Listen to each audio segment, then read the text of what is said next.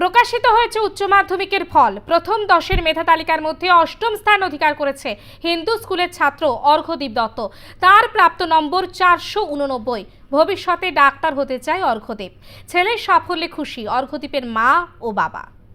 উচ্চ মাধ্যমিকের ফল প্রকাশ হয়েছে এবং উচ্চ মাধ্যমিকে এবার 8 হয়েছে অর্ঘ্যদীপ দত্ত। আর সে আমাদের সঙ্গে এই মুহূর্তে আছে। অর্ঘ্যদীপ, উচ্চ মাধ্যমিকে 8 হয়েছে, হিন্দু স্কুলের ছাত্র তুমি। হিন্দু স্কুল বিগত কয়েক বছর ধরে 1 থেকে 10-এর মধ্যে আসতে পারেনি। মাধ্যমিকেও কি আশা করেছিল 1 থেকে 10-এর মধ্যে আসবো, কিন্তু আসতে পারেনি?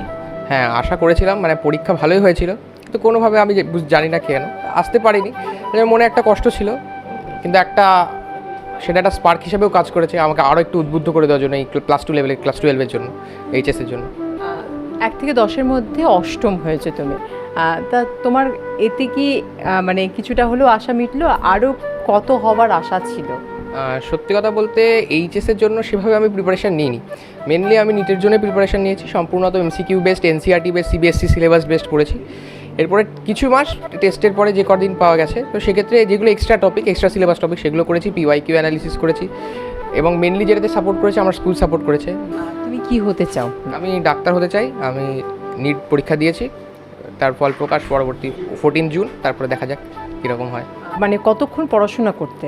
আর এমনি বই পড়া বা গল্পের বই বা গান, এগুলো কি ভালো লাগে? গান শুনতে ভালো লাগে, গান গাইতে পারি না স্যাডলি। অর্ঘ্যদীপের বাবা মার সঙ্গে কথা বলবো, কারণ তাদের প্রচেষ্টা তো অবশ্যই ছিল। কতটা ভালো লাগছে যে সন্তান আজকে সাফল্য এনেছে এবং 1 থেকে 10-এর মধ্যে। মাধ্যমিকে যেটা আশা করেছিলেন কোনো কারণে হতে পারেনি, কিন্তু উচ্চ মাধ্যমিকে সেটা হতে পেরেছে। ভীষণই ভালো লাগছে। আর এটা তো মুখে বলে এটা প্রকাশ করার মতন ভাষা আমার নেই। চোখে জল অবশ্যই লক্ষ্য করা, যেটা আনন্দের। এই জন্য কিছু বলার নেই, তবে ভীষণ ভালো এই খুবই ভালো। আপনারা কি কোনোদিন চেয়েছিলেন ছেলের কাছে যে 1 থেকে 10-এর মধ্যে হতে হবে এরকম?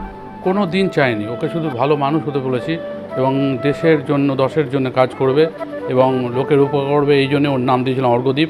বাবা মা পরিবারের প্রত্যেকে সবাই খুশি এবং অবশ্যই স্কুলের শিক্ষকেরাও খুশি। অর্ঘ্যদীপ উচ্চ মাধ্যমিকে 8ম স্থান অধিকার করেছে, সে ডাক্তার হতে চায়।